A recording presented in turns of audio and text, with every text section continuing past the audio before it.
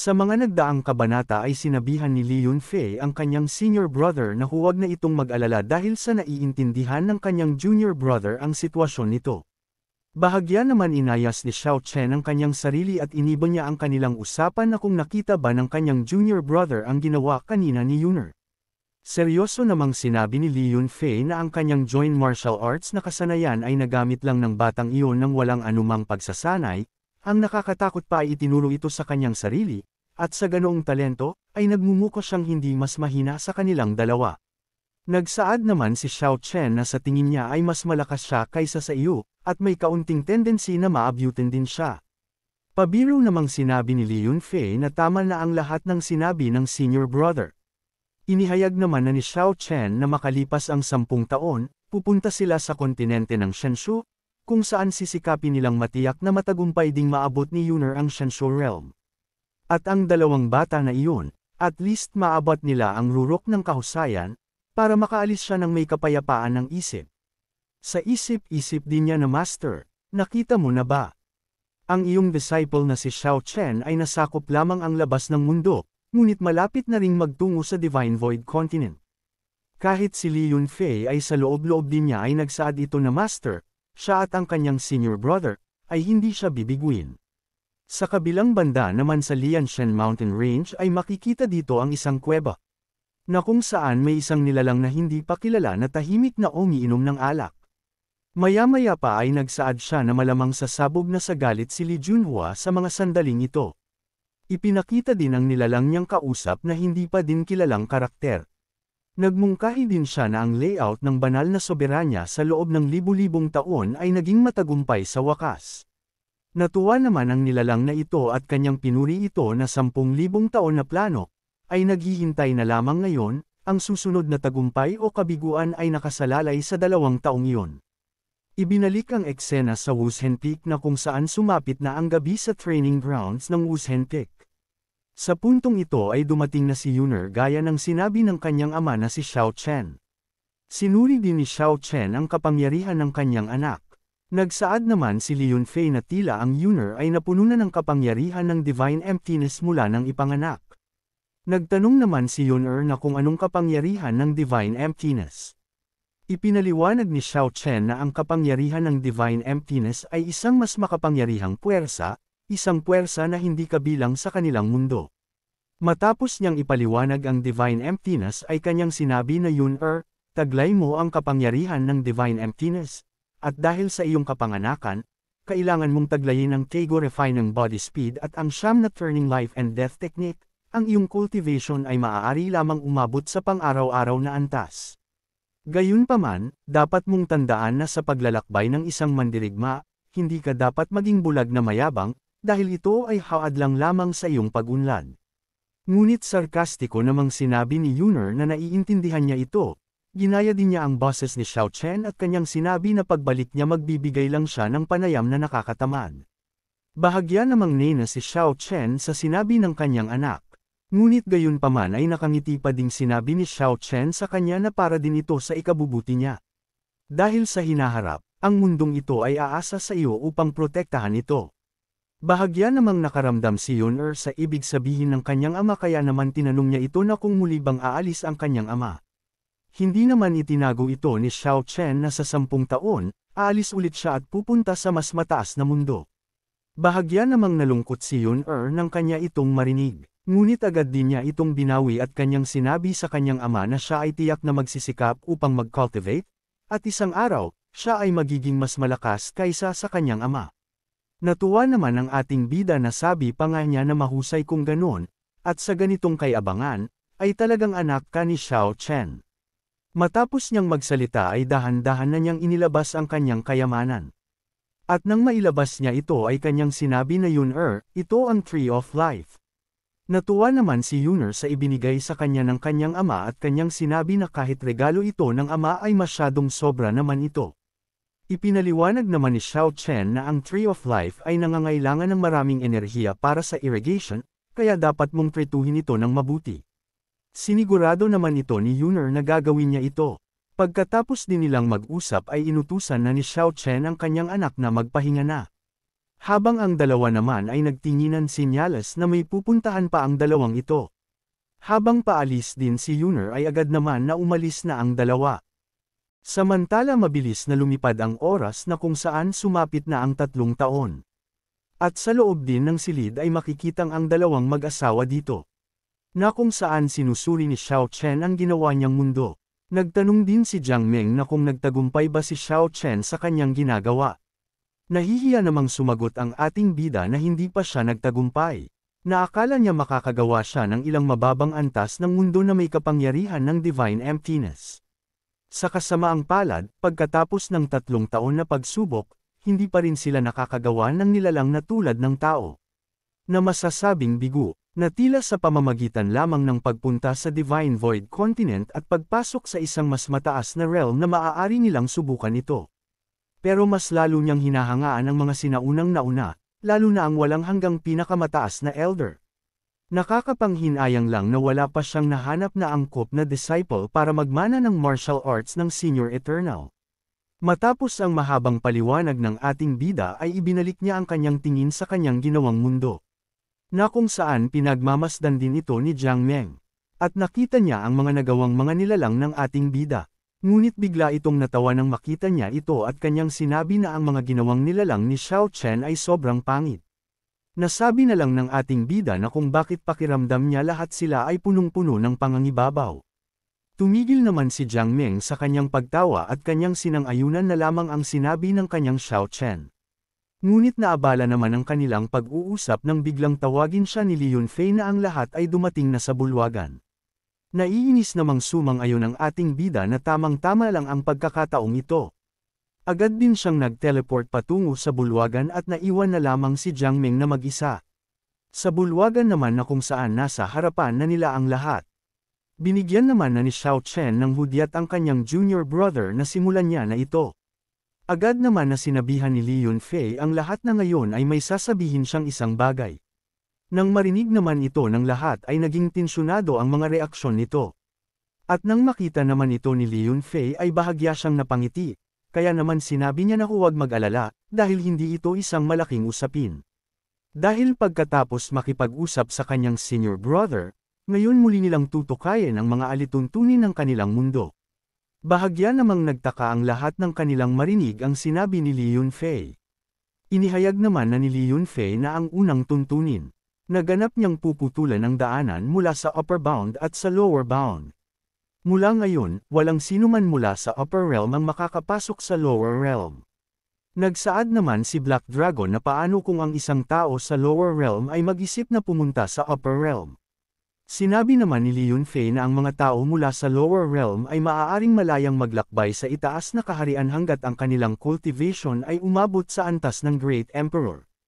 At maraming mahuhusay na mandirigma sa mas mababang mundo, ngunit karamihan sa kanila ay bata at mahuhusay, na siyang pinakamalaking dahilan para dito.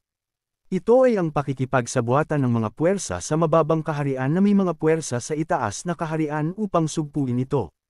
Ang paggawa ng ganito ay hindi magandang bagay ang nangyayari sa ganito. Habang ang ating bida naman ay seryosong pinagmamasdan ang lahat sa magiging sagot ng mga ito. Ngunit agad naman na sumagot ang lahat na wala silang pagtutol dito. Nang marinig ni Li Yunfei ang pagsang-ayon ng lahat ay kanya nang inihayag ang pangalawang tuntunin na ang itigil ang utos ng pagpatay. Hindi alintana ang itaas o ibabang kaharian, mga mandirigma na umabot sa antas ng Great Emperor ng cultivation. Maliban sa mga gumagawa ng karumal-dumal na krimen, hindi sila papatayin ng walang ingat. Bahagya namang nagkaroon ng bulong-bulungan ang lahat ng kanila itong marinig. Nagtanong din ang isa na kung may awayan ng dugo sa pagitan ng dalawang panig, paano naman iyon? Sa tanong ng Supreme ay agad naman siyang sinagot ni Li Yunfei nang nakangiti na kung may dugong awayan ang dalawang panig, maaari silang maglabas ng Death Order ng Heavenly Dao. Ang may parehong realm lamang ang maaaring makipagkumpetensya, at walang sinuman ang pinapayagang lumahok. Nang marinig ito ng Supreme Nainas siya sa alituntunin na ito. Napansin naman siya ni Li Yunfei na parang hindi sang-ayon sa patakaran kaya naman ginamitan niya ito ng mental attack. At nang maramdaman ito ng Supreme ay nanginig ang buo niyang katawan, kaya naman agad niyang sinabi na wala siyang pagtutol dito. Nang marinig din ito ng lahat ay agad din silang sumang-ayon sa patakaran na ito. Inihayag na din ni Li Yunfei ang ikatlong bagong batas na anuman ang nasa itaas o mas mababang kaharian, ang isa ay maaaring pumunta sa ibang mga rehiyon upang magsanay at makakuha ng kapangyarihan mula sa labas ng rehiyon. Agad naman na sinang-ayunan ito ng lahat dahil isa din itong pagkakataon sa kanila na lumakas. Natuwa naman si Li Yunfei dahil sa pakikasama ng lahat, kaya kanya nang sinabi na nagtatapos na ito ngayon. At ang pagtatayo ng panlabas na tarangkahan ay ipinagkatiwala namin sa inyong lahat. Pagkatapos ay agad na silang nag-teleport palabas ng bulwagan. At sa labas naman ay nag-usap silang dalawa ni Xiao Chen. Nagsaad si Li Yunfei na marahil hindi magtatagal bago maging tunay na makapangyarihan ang mga mandirigma sa kanilang mundo. Sinabihan din niya ang kanyang senior brother na bilasan ng senior at tamasahin ang iyong buhay sa 7 taon, at magsisimula ka ng isang bagong paglalakbay. Masaya namang sinabi ni Xiao Chen na sana mahanap na ng kanyang junior brother ang babaeng mamahalin niya sa 7 taon na ito. Napatawa naman si Li Yunfei nang marinig niya ang sinabi ng kanyang senior brother. Mabilis na lumipad ang 7 taon na kung saan nasa loob ang ating bida sa ginawa niyang mundo. Sa mga puntong ito ay sinama niya ang kanyang anak at ang kanyang 2 disciples upang magsanay. Habang patuloy na nagsasanay ang tatlo, napaisip si Xiao Chen na hindi niya naisip na kahit na ang mundong nilikha niya ay hindi maaaring maging likas sa isang lahi ng tao, ang espiritual na enerhiya na nilalaman nito ay nauugnay sa kanyang sariling cultivation. Sa sandaling ito, ang espiritual na enerhiya sa mundong ito ay umuunlad, kahit na maihahambing ito sa labas ng kaharian. Sa hindi inaasahang pagkakataon, ang isang maliit na nilalang na dating casual na nilikha ngayon ay may pinakamataas na antas ng cultivation ng tuktok. Sa kasamaang palad, hindi ko ma-activate ang espiritual na katalinuhan. Habang nasa malalim siya na pag-iisip ay lumapit naman sa kanya ang kanyang anak at nagmungkahi ito na sobrang mahina pa ang dalawang niyang senior brother at kulang sa enerhiya. Nagpaliwanag naman si Xingyun na ang kanilang junior sister ay sobrang talentado at nakakatakot. Sinabi naman ni Xingyun na balang araw ay malalagpasan niya ito. Dahil sa hindi sumasagot si Xiao Chen ay nagtanong si Yuner na kung muli bang aalis ang kanyang ama. Nang marinig naman ng dalawa ang tanong ng kanilang junior sister ay nagulat sila dito. Ngunit nagsalita naman na si Xiao Chen na Yuner sa sandaling ito, nakamit mo na ang immortal na ikalimang antas ng cultivation. Para sa Xingyun at Xingyun, naabot niyo na rin ang rurok ng pinakamataas na kapangyarihan. Kaya ang mayroon siyang Yuner ay magaan ang pakiramdam niya. Natuwa naman si Yuner nang marinig niya ang sinabi ng kanyang ama, kaya kanyang ipinangako na huwag mag-alala ang kanyang ama dahil protektahan niya ang mundong ito at maghihintay siya na makabalik ang kanyang ama. Natuwa naman si Xiao Chen at kanyang sinabi na kung gayon ay isa itong kasunduan nila. Napansin naman ni Xingyun ang paglitaw ng lagusan kaya napalingon siya dito. Lumabas naman si Jiang Meng sa lagusan na matamlay. At nang makita naman siya ni Yuner ay masaya niya itong nilapitan. Habang nagyayakapan ang mag-ina ay nagbigay-pugay naman ang dalawa sa pagdating ng asawa ng kanilang master. Napansin naman ni Jiang Meng ang mga pinsala ng dalawa kaya naman sinabihan niya si Yuner na sinaktan muna naman ang dalawa mong senior brother. Nagbigay naman ng paliwanag si Yuner na nagpakita naman siya ng awa. Hindi naman napinansin ni Jiang Meng ang paliwanag ni Yuner at ibinaling na lamang niya ang kanyang tingin kay Xiao Chen, at sinabihan niya ito na hihintayin niya ito na bumalik sa Wushentek. Sinang-ayunan naman ni Xiao Chen ang sinabi ng kanyang asawa. Niyakap din niya ng mahigpit ang dalawa dahil sa mukhang matatagalan siya sa paglalakbay sa labas ng kanilang mundo. Samantala makalipas ang ilang araw sa rurok ng Wushentek ay nandito na ang lahat ng nasasakupan ni Xiao Chen. At sa harapan nilang lahat ay inihanda na ng dalawa ang lagusan patungo sa Shenzhou Continent. Namangha naman ang mga nasasakupan ng ating bida habang pinagmamasdan nila ang lagusan palabas ng kanilang mundo. Nagtanong naman si Black sa ating bida na kung kinakabahan ba ito. Bumantong hininga naman si Xiao Chen sa tanong ni Black. At kanyang sinabi na pakiramdam niya ay sobrang saya niya. Nang marinig naman ni Black ang sinabi ng ating bida ay kanyang sinabi na pareho lang sila ng nararamdaman ngunit sa kanyang reaksyon ay malayo ito sa pagiging masaya.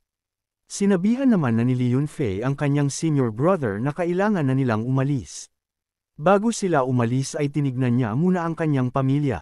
Pagkatapos ay sinabihan niya ang mga ito na hayaan siyang manguna. Nagpakita naman ng masayang reaksyon ang mga ito sa ating bida. Kasabay din nito ay nagtungo na ang tatlo sa lagusan.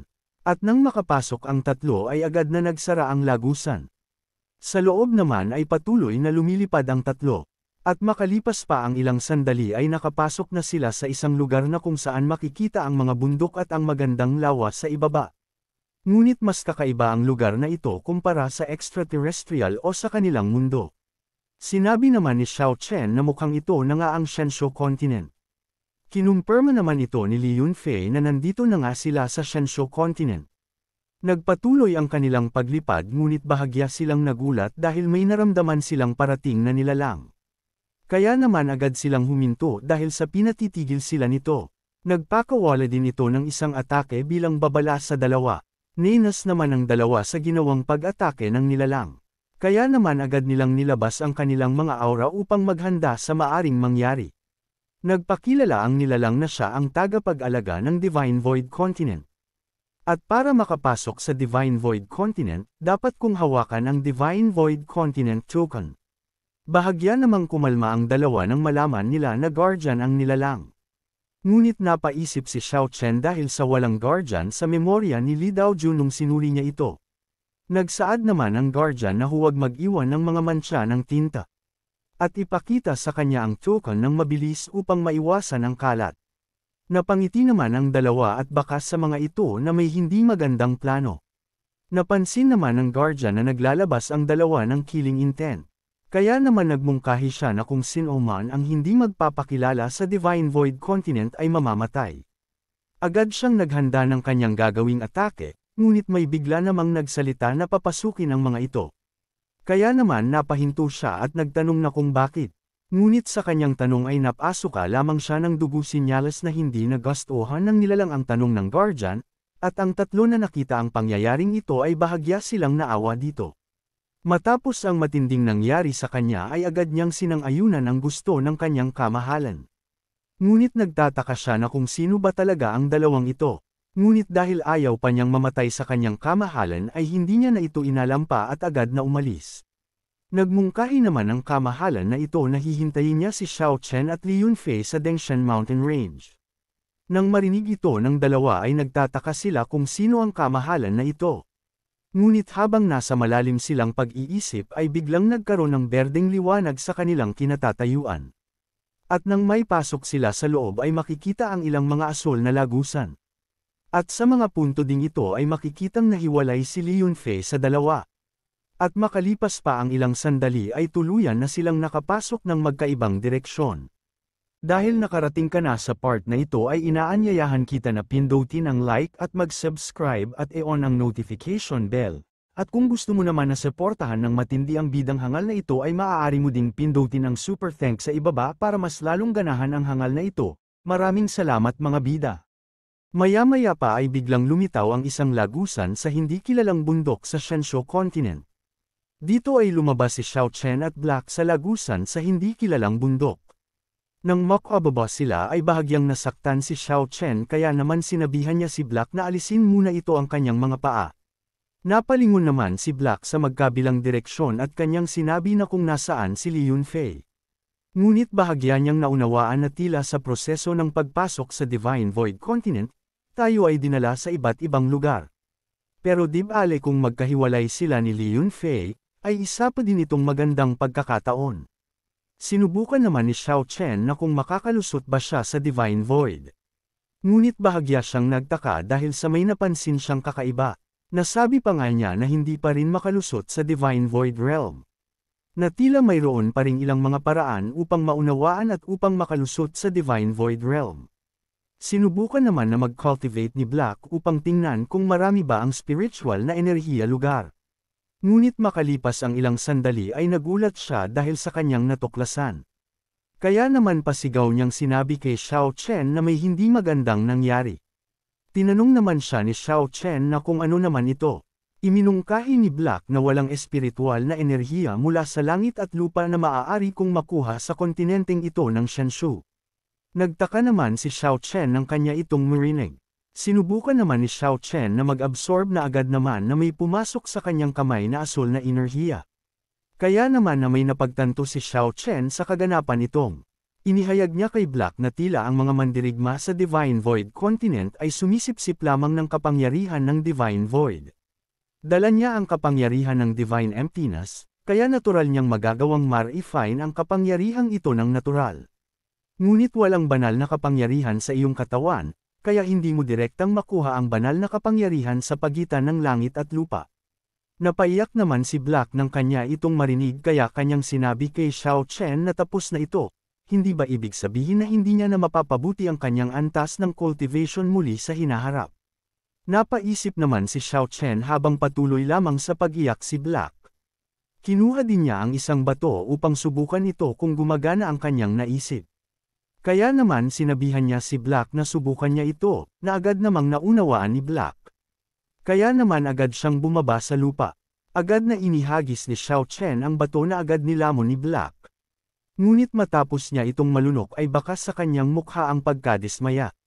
Nasabi pa nga niya habang naiiyak na Xiao Chen talagang may malaking nangyari ngayon.